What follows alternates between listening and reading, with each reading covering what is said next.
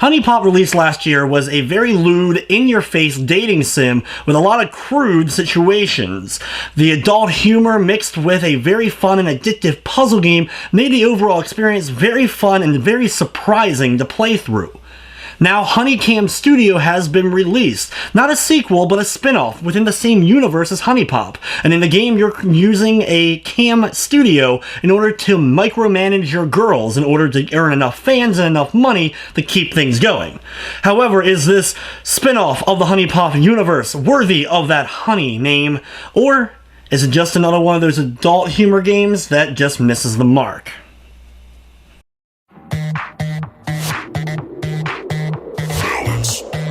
At its core, Huniecam Studio is a clicker game. If you're unfamiliar with the clicker genre in general, it's kind of hard to explain, but basically all you're doing is clicking on objects in order to either gain points or money, and then you can buy upgrades in order to get more points and money, or buy new people or new things that can get you even more points and more money, and you keep building and building. You get automatic clickers, and you get all kinds of other things to make the clicking process easier and more profitable. They use that kind of mechanic here in Huniecam Studio, but add a little bit more management than your average clicker game to make it a little bit more. In the game, you're put in charge of a cam studio, as in a webcam studio, a cam girl studio, where you have to manage your girls, put them into situations where they're camming for the worldwide online audience and performing whatever I guess you could imagine in your brain, as well as using photo shoots in order to increase your fan base.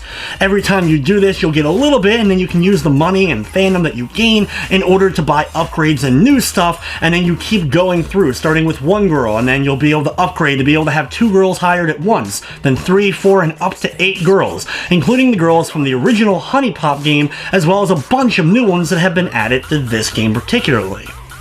Just like with Honeypop, this game pulls no punches whatsoever, so you can't get into the adult situations of this game right from the get-go. It doesn't get better, in fact, probably gets worse the more and more you play it. So those with minds that are into this kind of thing, you're gonna want to stay clear, of course, but you probably already knew that ahead of time.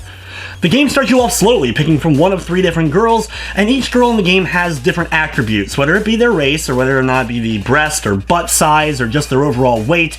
They can attract various different fans, and there's a whole bunch of fans with a whole bunch of different fetishes, just like the real world, I guess. And you have to manage the right fan bases with the right type of girl. Once you've built up a fan base for your studio of a certain type of fetish, you want to cater to that, or try to do your best to build up some of the lesser ones, but more than likely you're going to want to focus on a particular few and get girls that go along with that so that you can maximize the amount of profit and fan base you can possibly get. Besides just the cam studio and photo studio, there are other buildings amongst the world that you're going to have to manage and send girls to. When girls get too stressed out, they're not going to be able to work, so you're going to have to send them to the day spa, which definitely takes a while, so you always want to be careful where you're sending each girl to make sure that you don't get them overstressed. Besides that, you also have 2 skill points. Besides the fetishes that you have to manage with each of the girls, you also have to worry about style as well as other talents. Basically strip club. You'll have a boutique where you can upgrade your style points, and every time you send a girl there she'll gain a little bit more, and then you can also send her to the strip club to learn how to dance and perform other tasks that will help her gain more fans and gain you more money. Each girl can max out at level 5, so that's usually one of the first things you're going to want to do with a brand new talent that you ended up hiring. Besides that, you're also going to have to worry about smoking and drinking. Each girl has their own vices. Now, some won't drink or smoke, but other ones are extremely addicted to drinking or very addicted to smoking, so you're going to have to provide them with cigarettes and alcohol. So some girls may just be the errand girl, where you're just sending them consistently to the drugstore in order to pick up more cigarettes or more alcohol from the liquor store. Now, besides just the alcohol and the cigarettes, there's also the sex shop. You can send the girl there in order to rummage around, and she'll then eventually give you a set of items that you can select from. You can only pick one from the selection she picks, but that item goes into your inventory, and then you can give it to any of the girls you want to. Each girl defaultly can't hold anything, but as you upgrade, they can hold up to 3 items. Now, these items will range from drugs like coke, which will speed up everything they do for 24 hours, pot, which will end up slowing the amount of stress they gain for 3 days, and then you have fetish-based ones, which will allow them to attract either the furry crowd or those who are into anal by giving them the cat ears or butt plug, respectively.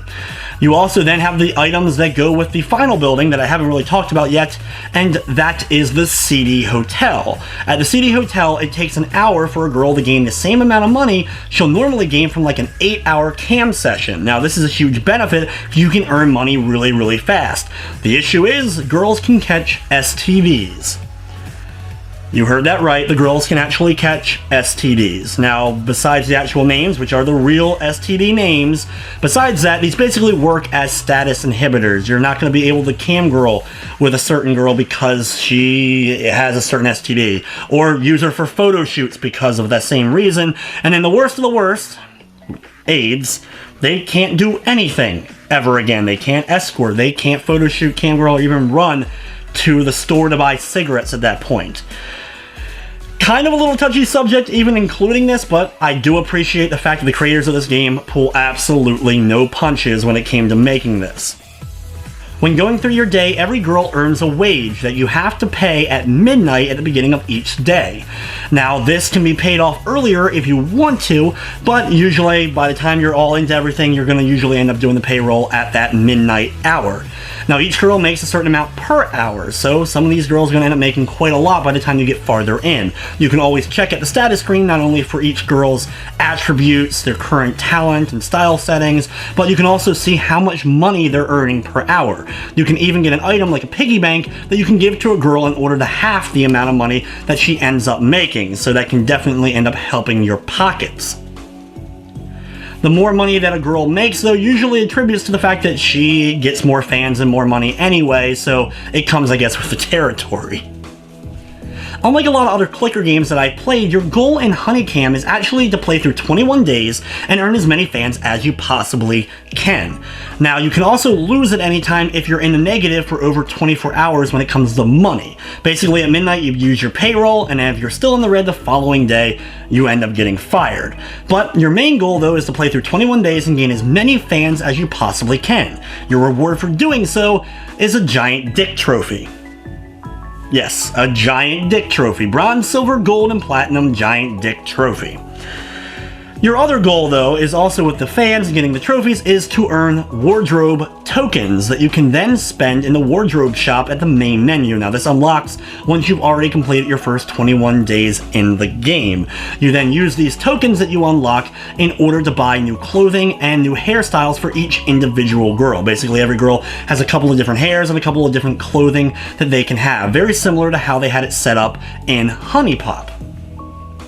Now, this doesn't change anything for the girls actually in the game itself, like they're not going to instantly earn more money because of this, but it does change what their icon and picture looks like in the menus of the main game once you jump back into it.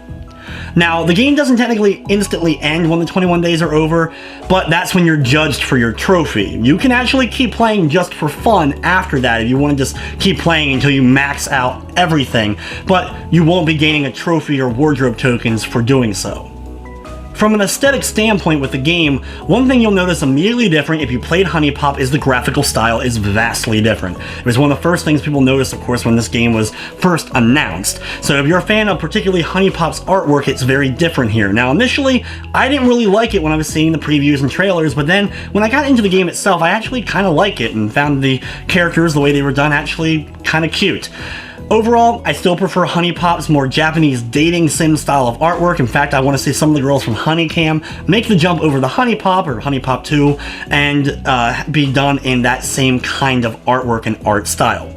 The music is done by the same person who did the music for Honeypop, so I actually really did enjoy it. In fact, I actually bought the soundtrack for Honeypop not long after its original release because I enjoyed it so much. And the game did have a couple of little slowdown issues when I had so much going on screen with all 8 girls and all the money racking and fans and all that kind of stuff. It slowed down a little bit. It never crashed during normal gameplay, but did freeze up when I tried to close it. I noticed a few little minor spelling errors and some other minor stuff throughout the game overall, but none of that really took me out of the experience. Just like with Honey Pop, this game is as lewd and in your face as the original, so fans who really liked the dialogue and just the overall very mature adult, but not done in a completely comedic way, but with plenty of comedy thrown in as well, you're gonna enjoy that aspect of Honeycam. If you're looking for a direct sequel to Honey Pop, this is not it. This is a completely different game and needs to be looked at as a spin-off title, though I'm sure eventually Honey Pop 2 will happen, and I really hope it does, because I absolutely adored that game last year. In the end though, I got extremely addicted to Huniecam Studio. In fact, I've actually played through 3 21-day sessions already since the game launched earlier today, actually.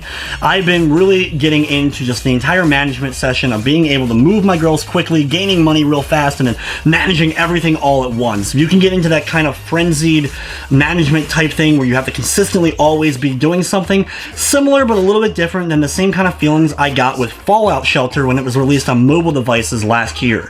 Huniecam Studio is a clicker with some management stuff thrown in. If you're looking for more of a management sim type of game, which I think was the initial kind of tease with this game, it's not quite there. There's not quite those management elements that you would expect from a management sim, but it's a clicker with more to it than I have played in other games similar to it. In the end though, I really enjoyed it. I'm having a lot of fun. It's available on Steam for $6.99, though I know a little bit cheaper at its initial launch, and I'm giving the game a 7 out of 10.